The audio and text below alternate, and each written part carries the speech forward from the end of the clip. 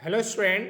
तो आज मैं धनंजय सर साइंस क्लासेस में आपको class 10 CBSE sample paper part 3। इससे पहले मैं आपको पार्ट 1 और पार्ट 2 जो है अपलोड कर चुका हूँ, जिसमें आपका क्वाड्रेटिक इक्वेशन से रिलेटेड, वॉल्यूम सरफेस एरिया से रिलेटेड आपका क्वेश्चन जो है वह अपलोड कर चुका हूँ। तो इस वीडियो में मैं आपको दो क्वेश्चन बताने जा रहा हूँ। एक क्वेश्चन जो है वह रिलेटेड टू मोड है और दूसरा क्वेश्चन जो है रिलेटेड टू क्वाड्रेटिक इक्वेशन है। पहला जो क्वेश्चन है कि मिसेस गर्ग जो है वह रिकॉर्ड कर रही है कुछ स्टूडेंट का मार्क्स जो कि आपका टेबल में दिया हुआ है। सी कैलकुलेटेड द मॉडल मार्क्स। उस मार्क्स का जो मॉडल मार्क्स है वह आपका क्लास में 45 दिया हुआ है। तो आपको बताना ये है कि जो मिसिंग टर्म जो x लिखा हुआ क्वेश्चन में, जो 40 to 60 में x लिखा हुआ है, उस मिसिंग टर्म का वैल्यू क्या होगा। दैट मीन्स जैसे दिया हुआ है कि 0 से लेकर 20 तक में 5 स्टूडेंट हैं जिनका मार्क्स 0 से लेकर 20 तक के बीच में आया है। 20 से लेकर 40 तक में 10 स्टूडेंट हैं। 40 से लेकर 60 के बारे में नहीं मालूम है। 60 से लेकर 80 तक में 6 हैं और 80 to 100 मार्क्स के बीच में केवल 3 ही स्टूडेंट है। तो मिसेस गर्ग जो है वह फाइंड आउट करना है कि 40 से लेकर 60 के बीच में कितने स्टूडेंट हैं। आपको क्वेश्चन में मोड दिया हुआ है। मोड हमारा 45 है, जो कि मैंने राइट साइड में बॉक्स के राइट साइड में लिख दिया हूं कि mode is equal to 45। Model class में जब भी मिसिंग टर्म निकालते हैं तो हमेशा याद रखिए कि हमारा जो मोड दिया हुआ है वह किस क्लास के अंदर में आता है। तो मोड जो है वह 45 है। तो आप देखो कि 45 जो है वह 40 से 60 के बीच में आता है। जो भी मोड दिया रहेगा तो वह देखेंगे कौन सा क्लास के अंदर में वह नंबर आता है। तो हमारा जो 40 है वह किसके बीच में आ रहा है, 40 से लेकर 60 के बीच में 45 आता है।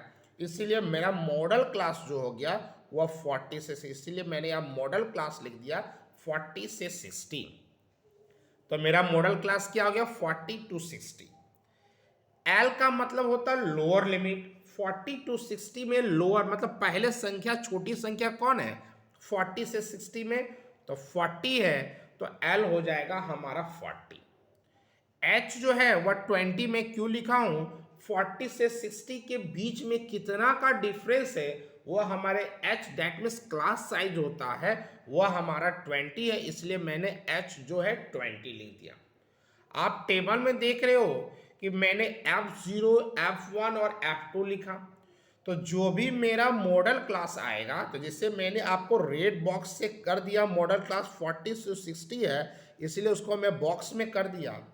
तो मॉडल क्लास का जो फ्रीक्वेंसी होगा वो F1 होगा। जो भी मॉडल क्लास होगा उसका जो फ्रीक्वेंसी होता है वह मेरा F1 होता है।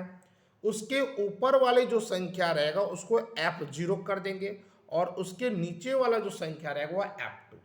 जो भी मॉडल क्लास है उसके फ्रीक्वेंसी को F1 मान लेंगे, उसके ऊपर वाले को F0 और उसके नीचे वाले को F2। अब हम आते हैं कि हमारा जो मोड है उस मोड का फॉर्मूला क्या होता है। तो हमारा जो मोड का फॉर्मूला होता है L प्लस ब्रैकेट में F1 minus F0 by 2F1 minus F0 minus F2 into H होता है।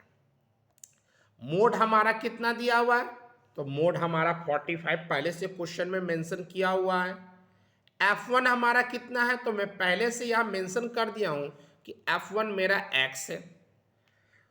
F0 कितना है, तो F0 मेरा 10 है और F2 कितना है, तो 6। तो यहां पर आप देखो कि मैं F1 का वैल्यू x मेंशन कर दिया हूं, F0 का वैल्यू 10 मेंशन कर चुका हूं, 2F1 है तो 2 इंटू F1 का वैल्यू x कर दिए, F0 10 है और F2 हमारा कितना दिया हुआ 6। और h मतलब कितना का डिफरेंस था, तो 20। तो 45, ये जो 40 इधर है तो माइनस कर दिए, तो 45 माइनस 40, x माइनस 10, 2x और माइनस 60 इंटू 20। यहाँ पर 45 में से 40 जाएगा तो 5 बच जाएगा, और क्रॉस मल्टीप्लाई कर देंगे 2x माइनस 6 से, और इसको सॉल्व करने के बाद हमारा जो वैल्यू आएगा वह x का, वह कितना आ जाएगा, 12। डैट मीन्स 40 से लेकर 60 के बीच में 12 बच्चा है जिसका नंबर 40 से 60 के बीच में आया। नेक्स्ट क्वेश्चन जो है वह क्वाड्रेटिक से रिलेटेड है। आपको एक इक्वेशन दिया हुआ है 9x² plus 9x² minus 6px plus p² minus q² is equal to 0 है। इसमें आपको फाइंड आउट करना है x का वैल्यू क्या होगा। तो सबसे पहले हमारा जो इक्वेशन है उस इक्वेशन को हम लिख दिए हैं, वह क्या है, तो 9x² minus 6px plus p² minus q² equal to 0। x² के साथ जो भी टर्म होता है वह a को रिप्रेजेंट करता है, तो x² के साथ 9 है तो a का वैल्यू 9 हो गया। x के साथ जो भी टर्म रहता है वह b को रिप्रेजेंट करता है, तो x के साथ माइनस 6p है तो b का वैल्यू माइनस 6p हो गया।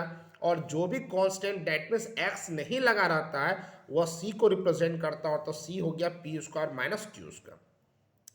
तो सबसे पहले हम डिस्क्रिमिनेंट निकालेंगे, तो d इज इक्वल टू होता है b² minus 4ac।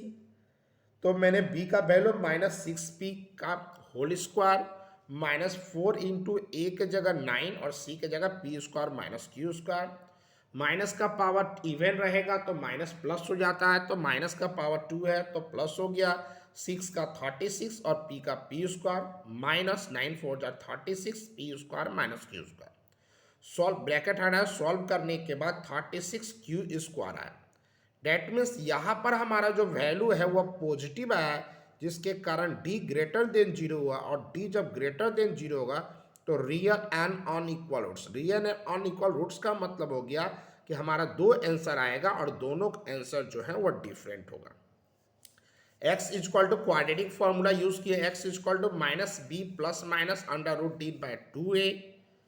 Minus B का वैल्यू माइनस क्या है हमारा, तो माइनस 6p है, प्लस माइनस d कितना है, तो 36 q² आया बाय 2 इंटू ए कितना है 9, तो minus 6p minus minus plus हो गया, प्लस माइनस 36 किसका होता है, तो 6 का, और q² का क्या होता है, q बाय 18। 6p और 6q में 6 कॉमन आ जाएगा तो p प्लस माइनस q बच गया, नीचे में 18 है तो 6 के टेबल में 18 कितना टाइम्स में है, तो 3 टाइम्स में। तो बच गया हमारा x equal to p plus Q by 3, p plus minus q by 3। That means एक बार प्लस करेंगे और एक बार माइनस, तो x इक्वल टू क्या हो जाएगा, p प्लस क्यू बाय 3 और p minus Q by 3। That means d का x का दो वैल्यू निकला और दोनों क्या हुआ, डिफरेंट हुआ। नेक्स्ट वीडियो में आपको भी दो क्वेश्चन बताऊंगा, और एक क्वेश्चन जो है वह क्वाड्रेटिक का ही होगा जो रिलेटेड टू वर्ड प्रॉब्लम है, और दूसरा क्वेश्चन जो है वह मीडियन से रिलेटेड रहेगा।